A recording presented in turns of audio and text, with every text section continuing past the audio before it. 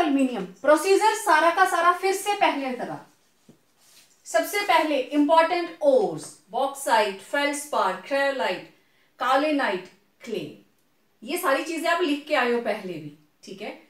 दो हमारे पास जो बॉक्साइट है, main ore bauxite, it is of two types, red bauxite, white bauxite. एक एक नंबर के क्वेश्चन है बच्चे ये। Red bauxite contains iron as impurity and white oxide, white bauxite, it contains oxide of silicon as impurity. Clear? ठीक है। आप लोग एक स्क्रीनशॉट ले लीजिए क्योंकि अगर मुझे ऊपर से मिटाना पड़ा, ठीक है। Okay, well.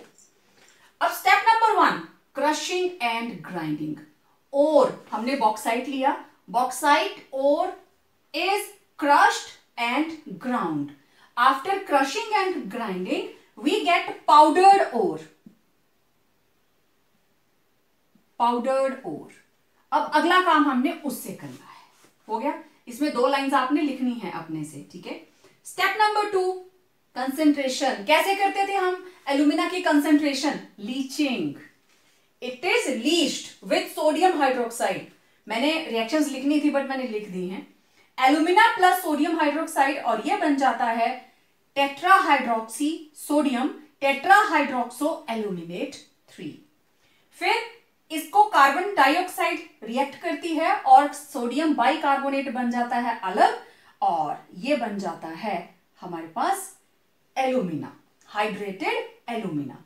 फिर इसको हीट करते हैं 1470 केल्विन के ऊपर और वापस रिकवर हो जाता है। That is pure alumina and it is fused, solidified, fused alumina, और वाटर जो है वो बाहर निकल जाता है। और जो इसमें इंप्योरिटी थी, it also combines with sodium hydroxide और बना लेता है सोडियम सिलिकेट। Sodium silicate. हो गए 3 स्टेप। अब थर्ड स्टेप के ऊपर क्रशिंग ग्राइंडिंग हो गई, कंसेंट्रेशन हो गई। अब ऑलरेडी ऑक्साइड है ये, इसलिए हमें कैल्सिनेशन की जरूरत ही नहीं पड़ी, ना ही रोस्टिंग की। अब next step is very important, that is electrolysis and also you know the principle of electrochemical principle of metallurgy, वो हम लगाने वाले हैं। ये हमारे पास एक कंटेनर है। इस कंटेनर के अंदर हमने लिया फ्यूज्ड एल्यूमिना, ठीक है।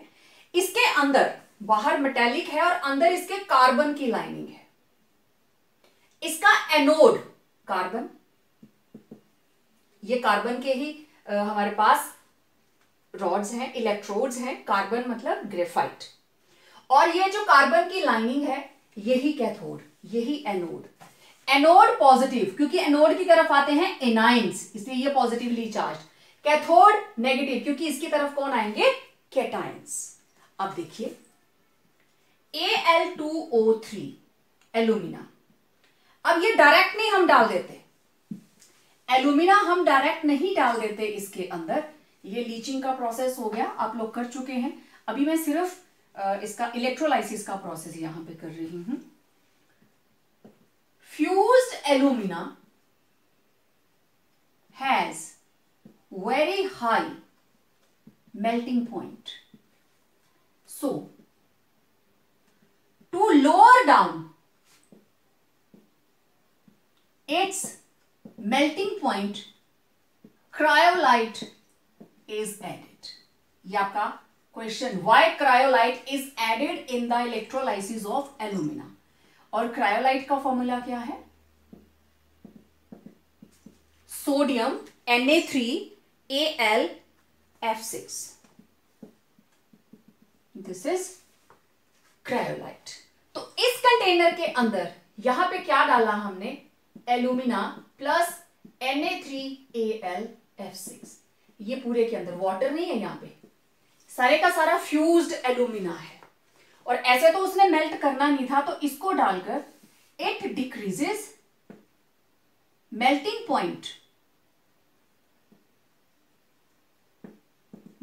Point of alumina from 700 kelvin to 1700 kelvin से उसके टेम्परेचर को ये डाउन कर देता है 1173 केल्विन। अच्छी बात है ना। 1700 केल्विन टेम्परेचर को मेंटेन करके उसको पिघलाना, that was tougher as compare to 1173 kelvin. ठीक है, अब देखिए यहां पे प्रोसेस क्या हुआ। Al2O3, ठीक है, now it is in liquid state, ये बन गया Al3 और 3O2 नेगेटिव, यही बनेंगे।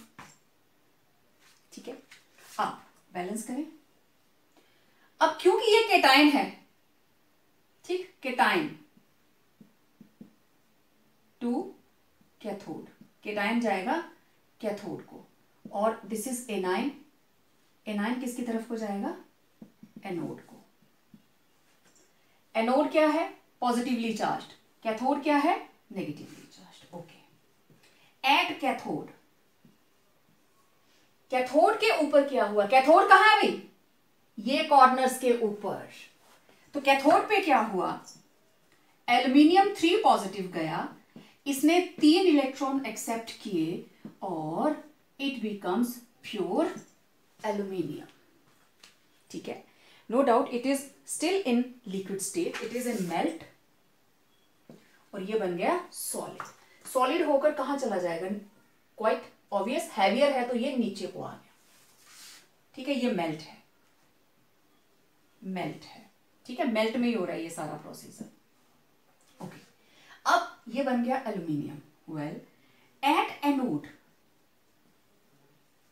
एनोड की तरफ जा रहा है एनाइन, ये गया कार्बन प्लस ऑक्सीजन 2 नेगेटिव। अगर 2 ऑक्सीजन जुड़ती हैं it will form carbon dioxide, 2 2 जा 4, 4 इलेक्ट्रॉन्स बाहर, देख लीजिए।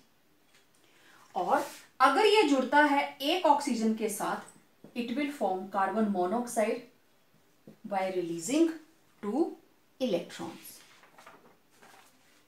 ठीक है, फिर इसको आप अपनी रिक्वायरमेंट के हिसाब से it can be balanced, right. अगर ये दोनों रिएक्शंस हो रही हैं, एक ये चीज बन रही है, एक ये चीज बन रही है, 2 और 1 3 हो गए, तो इसको मल्टीप्लाई कर दीजिए 2 से, it will B multiplied by 2।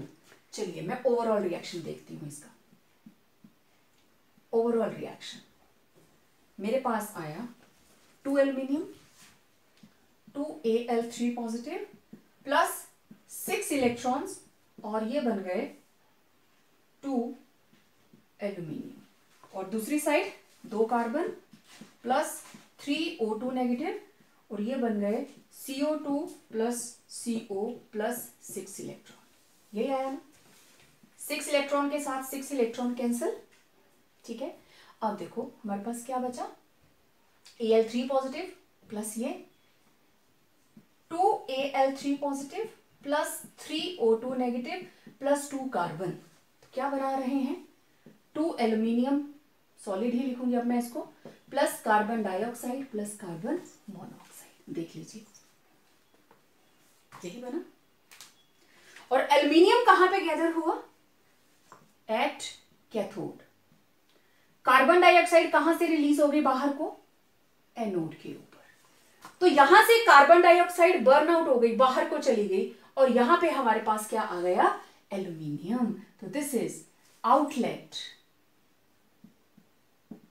For molten aluminium, this is outlet for molten aluminium. तो it was the process of electrolysis to get or to extract aluminium. Metallurgy of aluminium same पहले वाले तरीके से crushing, grinding सब कुछ करने के बाद हम लास्ट में पहुंचते हैं इसकी इलेक्ट्रोलाइसिस के ऊपर। तो हम इसमें डालते हैं एल्यूमिनियम ऑक्साइड और थोड़ा सा क्रायोलाइट। ठीक है, क्रायोलाइट इसलिए डालते हैं सो दैट एल्यूमिना का मेल्टिंग पॉइंट 1700 से कम होकर रह जाए 1173 केल्विन। प्रोसेस बहुत सिंपल है, there is reduction. Carbon alumina को रिड्यूस करके बना देता है प्योर एल्यूमिनियम। तो in the process of electrolysis देखिए, इसमें है इलेक्ट्रोलाइट जो कि एल्यूमिना और क्रायोलाइट होगा, स्टील का कंटेनर है और उसके अंदर कार्बन की लाइनिंग है, लाइनिंग ऑफ कार्बन। ग्रेफाइट के ही एनोड हैं, means carbon he anode, carbon he cathode. This is hall Herald process. अब जैसे ही रिएक्शन स्टार्ट हुई, प्रोसेस ऑफ इलेक्ट्रोलाइसिस स्टार्ट हुआ, एल्यूमिना टूटा aluminium 3 positive and oxygen 2 negative में. तो कैथोड की तरफ जाएंगे केटाइंस. कैथोड की तरफ केटाइन मीन्स केटाइंस जाएंगे नेगेटिव इलेक्ट्रोड की तरफ और एनाइंस जाएंगे पॉजिटिव की तरफ.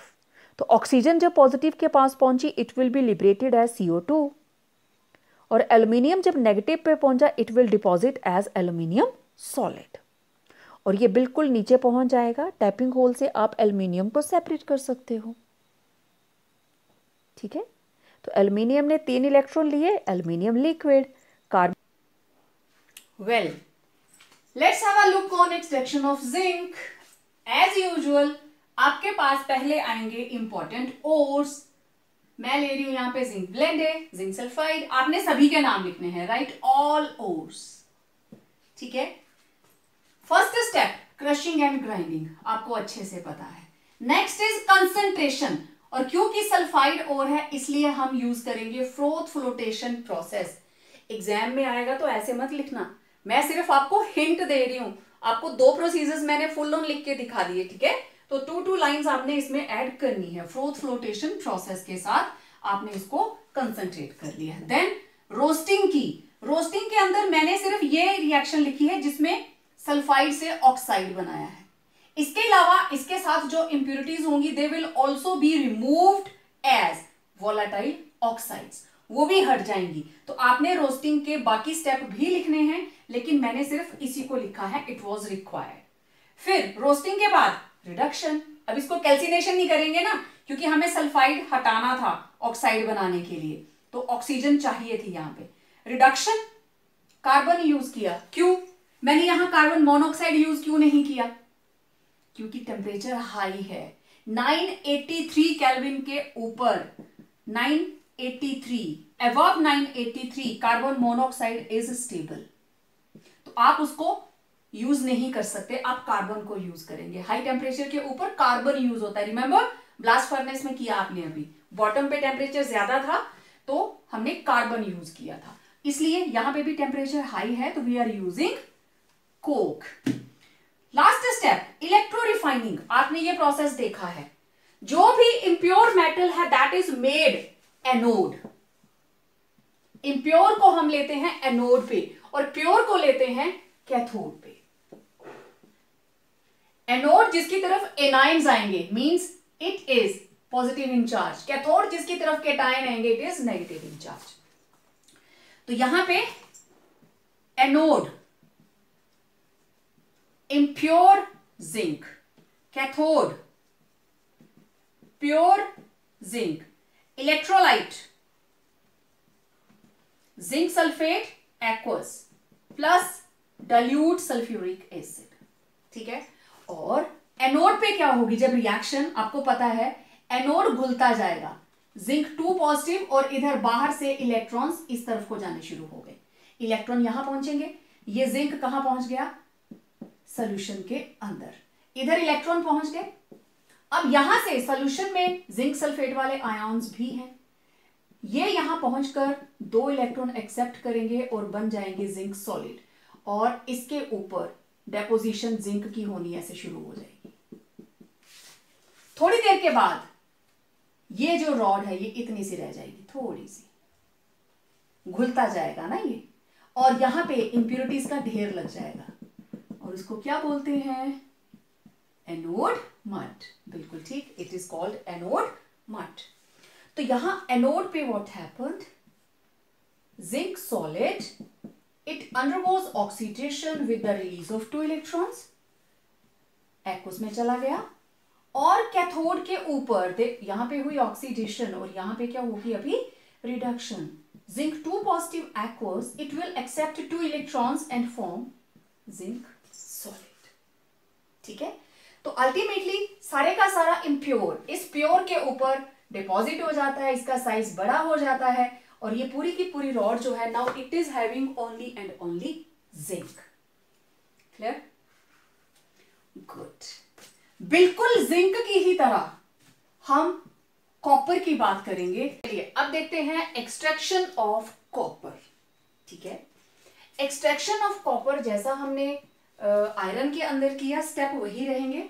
सबसे पहले important ores of copper, copper glance, copper pyrites, malachite, cuprite and azurite. ठीक है, दिस इज रूबी कॉपर। अब देखो इसमें अगर आप ध्यान से देखें, दो तरह के बेसिक ओर हैं, या तो वो सल्फाइड ओर्स हैं, ऑक्साइड ओर है। कार्बोनेट भी अल्टीमेटली किसमें टूटेगा? ऑक्साइड के अंदर। इसको भी हीट करेंगे तो अल्टीमेटली क्या बनाएगा? ऑक्साइड। तो हमारे पास दो तरह के मेन ओर्स हैं, या तो ऑक्साइड या फिर सल्फाइड। ठीक है, अब आप लोग जरा स्क्रीनशॉट लीजिए, मुझे इसको हटाना है। ओके, अब अगर ऑक्साइड ओर से मुझे एक्सट्रैक्शन करनी हो तो मेरे पास केस 1, एक्सट्रैक्शन फ्रॉम ऑक्साइड ओर। ठीक है, अब देखिए, या तो डायरेक्ट ऑक्साइड होगा या फिर हमारे पास होगा Cu2S। तो पहले स्टेप वही रहेंगे। ठीक है, पहले स्टेप में हम क्या करेंगे? कंसंट्रेशन। ठीक है, कंसंट्रेशन के लिए इसके अंदर सल्फाइड भी हो सकता है। ठीक है, तो by froth flotation, because it may have some sulfide ore, so we have to perform the process of froth flotation. ठीक है, तो फ्रोथ फ्लोटेशन से हमारे पास क्या आता है? क्यूप्रस सल्फाइड, क्योंकि ऑक्साइड के साथ ये भी प्रेजेंट हो सकता है। ठीक है, ओके। नाउ फिर हम क्या करते हैं? रोस्टिंग। जो इसमें Cu2S होगा एज इम्प्योरिटी, नॉट इम्प्योरिटी क्योंकि थोड़ा सा ट्रेसिस में आ सकता है, it will undergo oxidation to form Cu2O plus SO2। ठीक है, दो कॉपर, एक सल्फर 3, तो इट विल बी 3 2 2 2 बैलेंस्ड। अब ये आ गया क्यूप्रस ऑक्साइड। सल्फाइड से भी हमने ये बना लिया, एंड ऑल्सो देयर जो हमारे पास ओर है वो तो ऑलरेडी ऑक्साइड है, तो दिस इज फ्रॉम ओर। ठीक, करना क्या है? अब हम इस ऑक्साइड ओर को smelting, direct process, Cu2O plus carbon, ये बन जाता है Cu2 carbon plus CO। Now this is impure copper. क्योंकि कॉपर, जब आप एलिंगम डायग्राम को देखेंगे, जरा चेक कीजिए अपनी अपनी नोटबुक के अंदर, तो उस ग्राफ के अंदर सबसे नीचे कार्बन प्लस O2 या बन रहा होता है कार्बन मोनोऑक्साइड, और यहां पे होता है carbon plus oxygen CO2। Carbon monoxide की स्टेबिलिटी ज्यादा है, तो ये कार्बन से कार्बन मोनोऑक्साइड बना के इस ओर से कॉपर को प्यूरिफाई करके हमें दे देता है। This is method of purification.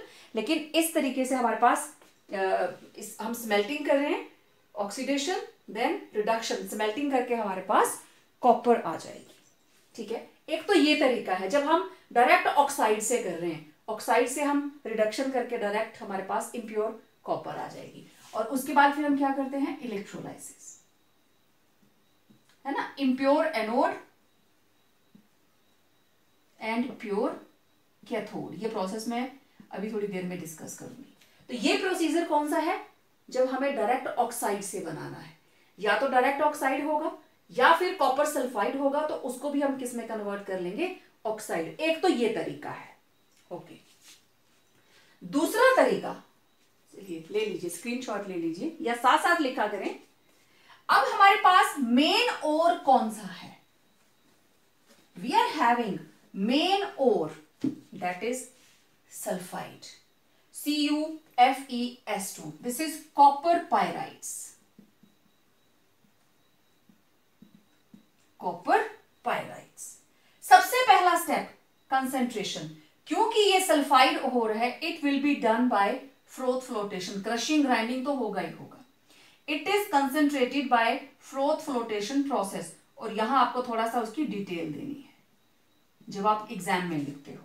Second step, अब फ्रोथ फ्लोटेशन से हमारे पास कंसेंट्रेटेड ओर आ गया, now there will be roasting, roasting मतलब oxidation, oxidation to metal oxide. अब हमें इसको ऑक्सीडाइज करके मेटल ऑक्साइड बनाना है। तो ये रहा कॉपर पायराइट्स, ऑक्सीडेशन हुई, एक कॉपर का सल्फाइड बन गया और दूसरा आयरन का सल्फाइड बन गया, और सल्फर जो है it is released as gas. आपको पता है SO2 जो है it is gaseous in nature. इसको जरा बैलेंस करें,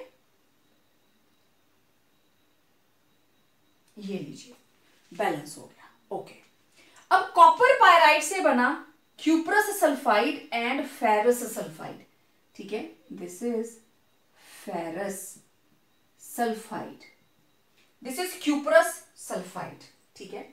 अब मेनली SO2 निकल गया, और ये जो दोनों है, क्योंकि प्रोसेस हो रहा है रोस्टिंग का, ये दोनों भी पार्शियली ऑक्सीडाइज होते हैं। कंप्लीट ऑक्सीडेशन नहीं होगी कि सारे का सारा FeS कन्वर्ट हो गया, नहीं, there will be partial oxidation. तो फेरस सल्फाइड किस में बदल गया, ferric oxide, ferrous oxide. Cuprous sulphide किस में बदल गया, क्यूप्रस ऑक्साइड, ठीक है। कॉपर पायराइड से बना cuprous sulphide and ferrous sulphide, और दोनों से ही क्या बन गए, उनके रिस्पेक्टिव ऑक्साइड्स। लेकिन इस केस में हमारे पास FeS is impurity, FeS is impurity, ये किस में बदलेगी, फेरस ऑक्साइड में, ठीक है, दिस इज impurity। तो इसके लिए मुझे चाहिए फ्लक्स। अब क्योंकि ये है बेसिक, तो मुझे एसिडिक फ्लक्स जो है वो फ्लक्स चाहिए। तो ये क्या बना लेगा, FeSiO3, this is ferrous silicate, slag, इसे हम बोलेंगे स्लैग। अब देखो कैसे बनेगी ये, अब ये पार्शियल ऑक्सीडेशन हो गई, ये देखिए। अब आयरन जो है दैट इज मोर रिएक्टिव, आपको पता है आयरन की रिएक्टिविटी कॉपर से ज्यादा है, क्यों, E0 reduction potential of Fe2 positive to Fe is -0.44 volt and E0 copper 2 positive overly copper it is 0.34, तो इसकी होगी ऑक्सीडेशन, तो it will be oxidized first. तो फेरस सल्फाइड की ऑक्सीडेशन ज्यादा होगी, पहले होगी, तो इट इज प्रेफरेंशियली ऑक्सीडाइज्ड। तो FeS से क्या बना, FeO, और FeO से क्या बन गई, ये देखिए स्लैग, ठीक है, यही बनेगा, क्योंकि ये चीज बनी ना, इसी चीज को दोबारा लिखा है कि कॉपर सल्फाइड से पहले फेरस सल्फाइड ऑक्सीडाइज हो जाएगा और क्या बना लेगा, स्लैग। अब देखो रोस्टिंग हो रही है, ठीक है, रोस्टिंग के दौरान ऑक्सीजन हमारे पास एक्सेस में पड़ी हुई है, तो जितना भी हमारे पास कोई भी क्यूप्रस ऑक्साइड अगर बना है, it reacts back with ferrous sulphide और वापस क्या बना लेता है, cuprous sulphide. During roasting any cuprous oxide formed reacts with ferrous sulphide to form cuprous sulphide back. तो जितना भी ऑक्साइड बना था, ये देखो यहां पे बना था, ये वापस इसके साथ कंबाइन कर जाता है फेरस सल्फाइड के साथ, और क्या बना लेता है, क्यूप्रस सल्फाइड। तो क्यूप्रस सल्फाइड था, ये बना क्यूप्रस ऑक्साइड, लेकिन ये वापस किसके साथ कंबाइन कर रहा है, फेरस सल्फाइड के साथ, और वापस क्या बना लिया, क्यूप्रस सल्फाइड। अब यहां पे जितना भी हमारे पास फेरस सल्फाइड था वो किसमें बदला, FeO में। क्यूप्रस ऑक्साइड किसके साथ कंबाइन कर रहा है, फेरस सल्फाइड के साथ, और फेरस सल्फाइड किसमें कन्वर्ट हो गया, फेरस ऑक्साइड, और ये क्या है, इम्प्योरिटी, अगेन क्या बन गया, स्लैग।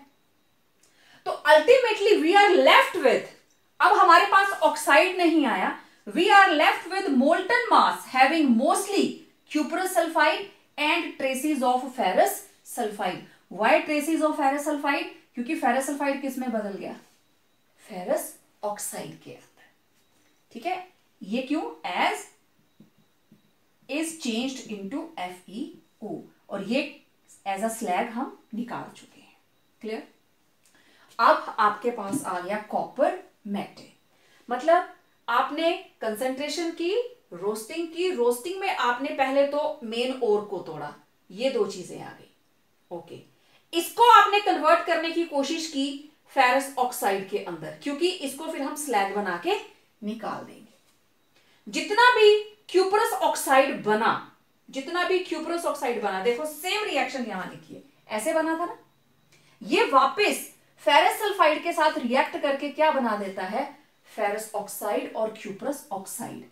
तो अब हमारे पास मोल्टन स्टेट के अंदर बचा क्या? क्यूपरस सल्फाइड, और साथ में ट्रेसेस ऑफ फेरस सल्फाइड, इसको हम बोलते हैं कॉपर मैटे। क्लियर? अब नेक्स्ट स्टेप है, कॉपर मैटे से हमें कॉपर निकालना है। ठीक, अभी देखते हैं, कॉपर मैटे से कॉपर बनाएंगे। अब ये आपके सामने डायग्राम बनाया है। Now next step is recovery of copper from copper मैटे।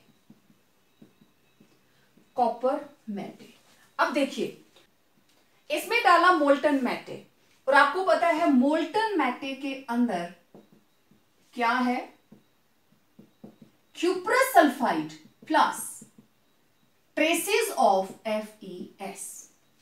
ठीक है, इसको हीट किया तो सबसे पहले ये जो ट्रेसेस है, now this is impurity, right, it is acting as impurity. Now इसको जब हॉट एयर मिलेगी, it will form FeO plus SO2, let it be balanced. अब ये हमारे पास जो फेरस ऑक्साइड बना, this is impurity, it will combine with a chemical compound added from outside, that is flux, और ये बन जाएगा FeSiO3 slag। ये आपने बहुत बार रिएक्शन लिखी है, हर बार हम आयरन ऑक्साइड को हटाने की कोशिश कर रहे हैं, थोड़ा सा फिर भी रह जाता है, इसको हटाने का यही एक तरीका है। अब नेक्स्ट क्या है हमारे पास? Cuprous sulphide. Okay, it will undergo oxidation to give Cu2O plus SO2, let it be balanced। अब जितना भी Cu2O है, Cu2O formed reacts with cuprous sulfide to form, ये वापस रिएक्ट करेगा to form copper and Fe and SO2। ठीक है, तो देखिए Cu2O प्लस Cu2S, ये इसी के साथ वापस रिएक्ट कर रहा है, और ये बन गया 6 copper plus SO2, it's a gas and it is molten. जब ये कॉपर सॉलिडिफाई होता है, when molten copper solidifies, SO2 gas escapes, leaving blisters on surface of copper metal। Copper metal के सरफेस के ऊपर जैसे एब्रेशंस, जैसे सॉर्ट ऑफ स्किन पे पिंपल हो जाता है, वैसे उसके ऊपर ब्लिस्टर्स आ जाएंगे। ठीक है, क्योंकि वो गैस के मॉलिक्यूल्स बाहर जाएंगे उसके सॉलिडिफाई होने पे, तो वो बबल्स से उसके ऊपर दिखाई देंगे। So this is called blister copper, known as blister copper, and this blister copper is 99% pure. Simple process. दो चीजें थी मोल्टन मेटे के अंदर, ferrous sulphide and cuprous sulphide. ये तो स्लैग बन के निकल गया, ये कन्वर्ट हुआ क्यूपरस ऑक्साइड में, और ये जो क्यूपरस ऑक्साइड है वापस इसके साथ कंबाइन करके इसके सल्फर को हटा देता है, राइट। अल्टीमेटली क्या बन गया हमारे पास, मोल्टन कॉपर। यही बनाना था हमने, लेकिन अभी हम इसको और प्योर करने वाले हैं। क्लियर? ओके, अब इसको हम स्टिरिंग करेंगे।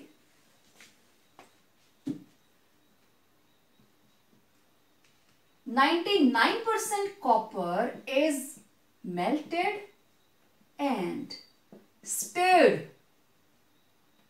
with poles of freshly prepared, freshly cut green wood. Green would, ठीक है। ग्रीन हरी हम टहनियां लेंगे, छोटे छोटे पीसेस वुड के, कोई भी जो आसपास पेड़ होगा उसके ग्रीन वुड को हम तोड़ेंगे, और इस प्रोसेस का नाम है पोलिंग, पोल्स।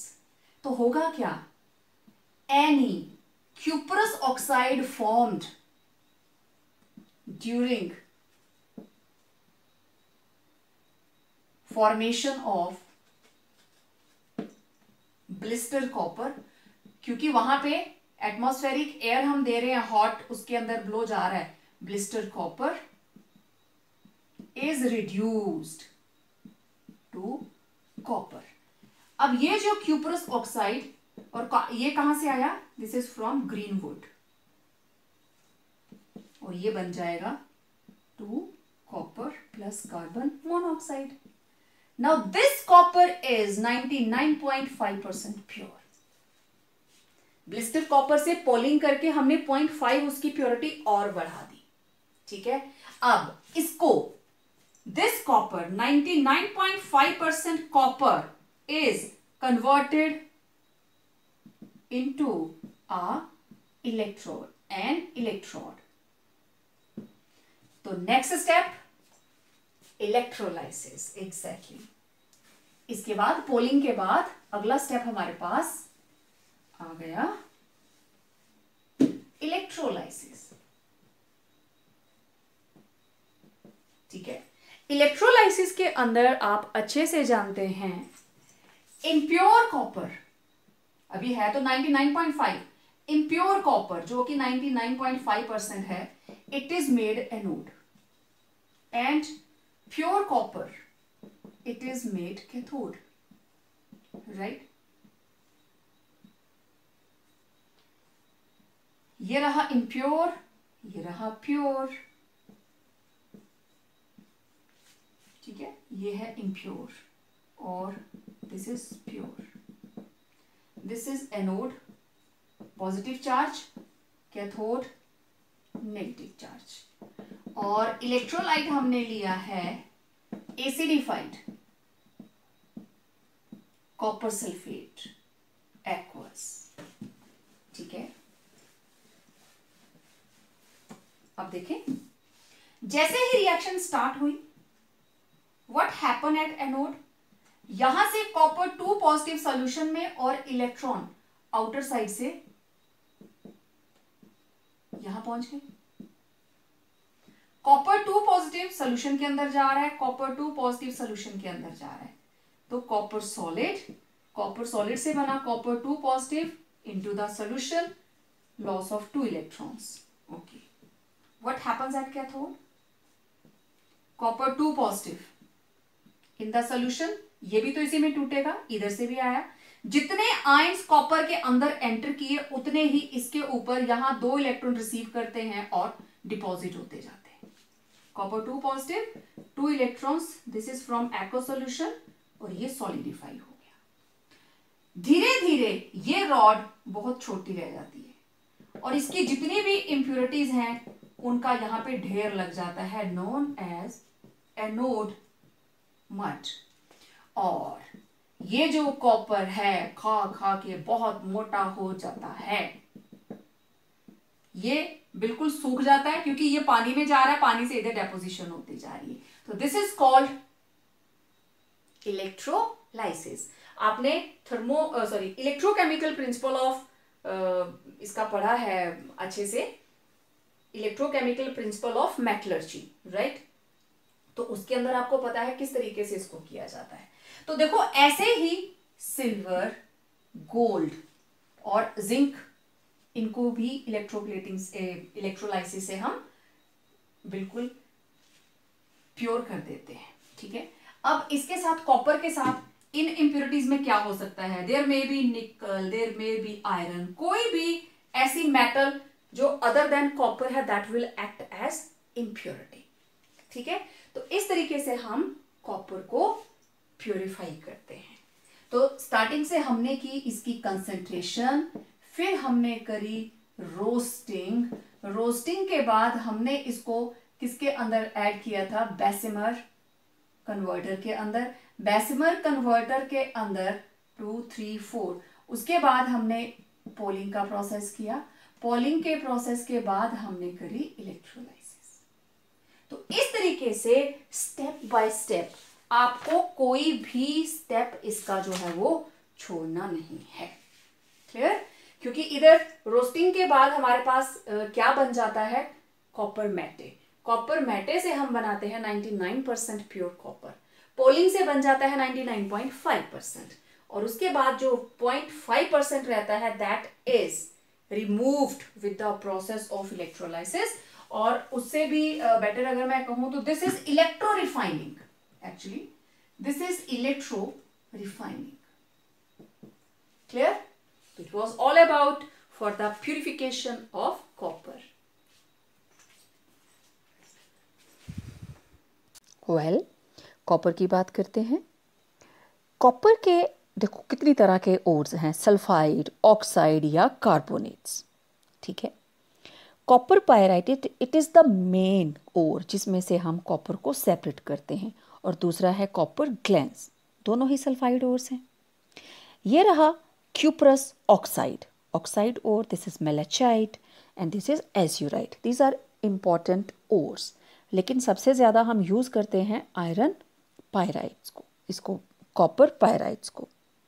एलिंगम डायग्राम के अंदर आप देखें तो कॉपर सबसे ऊपर है जिसकी फ्री एनर्जी बहुत ही कम है, तो कार्बन भी इसके नीचे, कार्बन से कार्बन मोनोऑक्साइड और कार्बन से कार्बन डाइऑक्साइड दोनों ही they are lying below this line. तो आप दोनों को ही अल्टरनेटिवली यूज कर सकते हैं, चाहे आप रिडक्शन प्योर कार्बन से करें या आप रिडक्शन कार्बन मोनोऑक्साइड से करें। तो अगर हम इसका ऑक्साइड ओर लेते हैं ना तो that is directly converted into copper, लेकिन अगर हम इसका सल्फाइड ओर ले रहे हैं तो प्रोसीजर थोड़ा सा लंबा रहता है।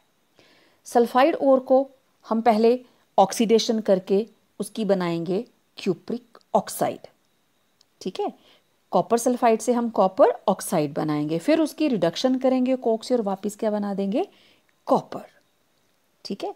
अब ये हमारे पास है कंसंट्रेटेड सल्फाइड ओर, और हमने इसको कंसंट्रेट किया कैसे, बाय फ्रोथ फ्लोटेशन प्रोसेस। तो रेबरपिरेटरी फर्नेस के अंदर हमने इसको लिया तो इसके अंदर इम्प्योरिटी है किसकी, आयरन सल्फाइड की, तो वो कन्वर्ट हो जाती है आयरन ऑक्साइड के अंदर। फिर हमने सिलिका डाली बाहर as a flux and it is removed as slag, ये बाहर निकल गई। तो अब जो हमारे पास बचा that is copper sulphide and iron sulphide, this is called copper matte. उसको किस में डालेंगे हम, बेसिमर कन्वर्टर में, yes. It is having lining of silica, और सैंड और हॉट एयर के ब्लोज इसमें भेजे जाते हैं टेम्परेचर को रेज करने के लिए। कॉपर मैटे मेल्ट हो जाएगा उसमें, क्योंकि आयरन सल्फाइड की इम्प्योरिटी है that will form iron oxide and ultimately again it will form slag. और आयरन जो हमारे पास कॉपर सल्फाइड है वो किस में कन्वर्ट हो जाएगा, आयरन ऑक्साइड के अंदर। अब ये हमारे पास उसकी रिडक्शन हो जाती है कॉपर ऑक्साइड और कॉपर सल्फाइड की, तो उसमें से SO2 गैस बाहर निकलती है।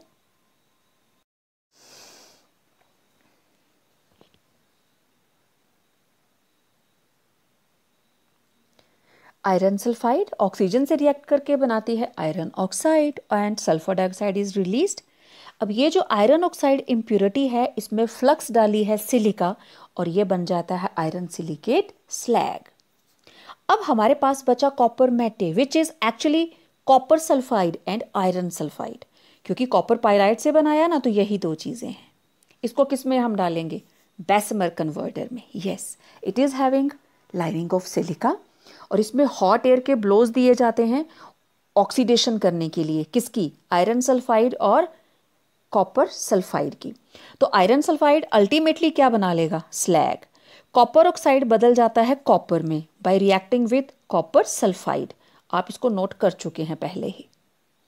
अब बेसिबर कन्वर्टर के अंदर जो हमारे पास मेटल आई दैट इज मोल्टन, और इसमें से सल्फर डाइऑक्साइड बाहर निकल रही होती है। तो जैसे जैसे ये मोल्टन से सॉलिडिफाइड होती जाती है, बीच में से सल्फर डाइऑक्साइड के बबल्स निकलते रहते हैं और वो ना ऐसे दिखाई देती है, sort of blisters, Babli chocolate की तरह। अब ये जो ब्लिस्टर कॉपर है, अब इसकी हमने रॉड बना दी, इलेक्ट्रोड बना दिया। Okay, before I discuss the electrolysis of copper, इसका बेसिक प्रिंसिपल क्या है? इम्प्योर मेटल को हम बनाएंगे एनोड, फिर वो चाहे कॉपर हो या जिंक, और प्योर को बनाएंगे कैथोड, और एक्वा सॉल्यूशन के अंदर हम उसी मेटल का एसिडिफाइड सॉल्यूशन लेते हैं एज इलेक्ट्रोलाइट। तो जैसे ही इलेक्ट्रोलाइसिस कैरी आउट होती है, जितनी भी बेसिक इम्प्योरिटीज़ हैं दे सेटल एट एनोड। देखो नीचे इम्प्योरिटीज़ गिर रही हैं, राइट, इम्प्योरिटीज़ नीचे गिरती जा रही हैं, और एनोड से pure metal it goes into the solution, और सॉल्यूशन में से अब देखो यहाँ पे एनोड मड, इम्प्योरिटीज़ का ढेर लग गया यहाँ पे, ठीक है। अब मेटल की जगह हम कॉपर ले लेते हैं, ठीक है, एनी मेटल की जगह हमने कॉपर ले लिया। तो लेफ्ट पे है इम्प्योर कॉपर, राइट पे है प्योर कॉपर, एनोड पे इम्प्योर, कैथोड पे प्योर। तो जैसे ही इलेक्ट्रिकल सर्किट कंप्लीट होगा in the electrolyte which is actually acidified solution of copper sulphate, copper 2 positive ions electrolyte में जाना शुरू कर देंगे और बेसिक इम्प्योरिटीज देखो नीचे गिरती जा रही है। कॉपर सॉल्यूशन में, सॉल्यूशन से इलेक्ट्रोड के ऊपर, सॉल्यूशन में, सॉल्यूशन से इलेक्ट्रोड के ऊपर।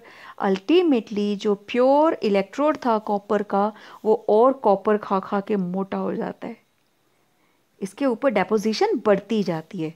अब देखो इस लेफ्ट वाले इलेक्ट्रोड से सिर्फ प्योर कॉपर ही डिपॉजिट होगा, और अगर इसमें थोड़ा सा भी फेरस, निकल या जिंक प्रेजेंट है as impurity, it will settle as anode mud, ठीक है। और समटाइम्स अब देखो दोनों ही इलेक्ट्रोड अगर कॉपर के हैं तो इसमें अगर थोड़ा सा भी पार्टिकल सिल्वर, गोल्ड या एंटीमनी का है तो that will also be treated as impurity. तो इस मेथड से हम गोल्ड, सिल्वर, जिंक, लेड ऐसी मेटल्स को प्योरीफाई करते हैं, ठीक है। जिंक ले लो अगर आप कॉपर की जगह, सेम प्रोसीजर। अब सिल्वर और गोल्ड, इन दोनों की एक्सट्रैक्शन आप लोग लिखकर मुझे भेजेंगे, और क्रशिंग, ग्राइंडिंग, इसकी कंसंट्रेशन हम इसको ग्रेविटी सेपरेशन से करेंगे, लेविगेशन के साथ पानी से धोएंगे, देन लीचिंग, ठीक है। लीचिंग के बाद साथ ही ये रिकवर हो जाता है, ठीक है। और गोल्ड सिल्वर को भी इसी तरीके से बाद में इलेक्ट्रो रिफाइनिंग करनी है। यहां पे आपने इसको रोस्टिंग की, रिडक्शन की, वहां क्या करोगे? हाइड्रोमेटलर्जी। और जो मेटल आई उसको फिर बाद में क्या करेंगे हम? इलेक्ट्रो रिफाइन, ठीक है। और ऑल्सो इलेक्ट्रोप्लेटिंग का प्रोसेस भी इसी तरीके से किया जाता है। जिसके ऊपर इलेक्ट्रोप्लेटिंग करनी है that is taken at cathode, और जिसकी प्लेटिंग चढ़ानी है, मान लो इधर सिल्वर है और इधर गोल्ड, तो गोल्ड की प्लेटिंग सिल्वर के ऊपर चढ़ जाएगी। क्लियर? ठीक है। तो it was all about extraction of different metals involving all the steps right from crushing, grinding to extraction of metal, purification of metal. तो आज के वीडियो में इतना ही. Now we are left with only one lecture. So it was the second last lecture of this chapter. Stay tuned for the last lecture of this chapter. आपको ये lecture कैसा लगा, ये वीडियो कैसा लगा, इसको जरूर लाइक करें, अपने फ्रेंड्स के साथ शेयर करें, and yes, subscribe the channel and keep your notification bell on. So मिलते हैं नेक्स्ट वीडियो के अंदर. Till then, stay home, stay safe.